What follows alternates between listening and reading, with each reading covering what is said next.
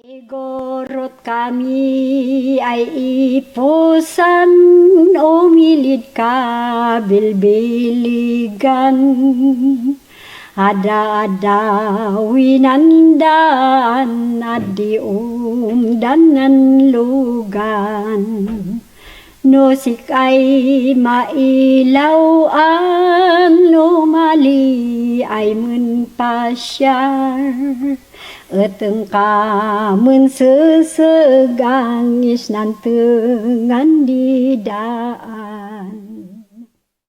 So after nating magpahinga, magkape, at kumanta, let us go to our next destination. And also, don't forget to say goodbye to Aurora.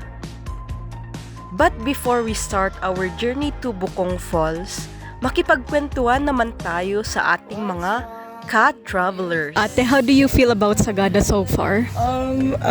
Currently, aside from the hiking, ganyan, in the city, very parang slow-paced, naka-relax ka talaga, maganda yung weather even if it's almost summer, and lahat ng tao mabait, malumanay magsalita, tapos very helpful, very friendly naman. So, masarap balikan. Baka bumalik ako kapag mas malamig. Right. So, thank you so much, ate. So after natin makipagkwentuhan, sinimulan naman natin ang ating paglalakbay. Tara mga ka-voice!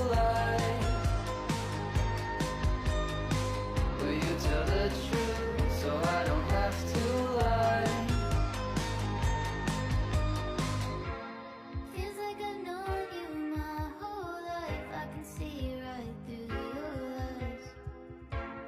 I don't know where we're going, but I like to be by your side.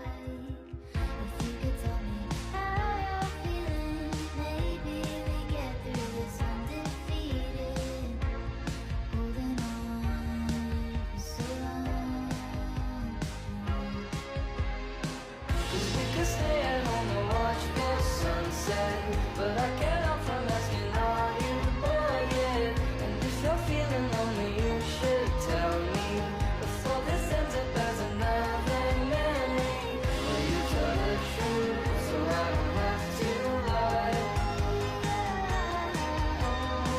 Will you tell the truth so I So after ng paglalakad ng around 20 minutes, narating na natin ang Bukong Falls.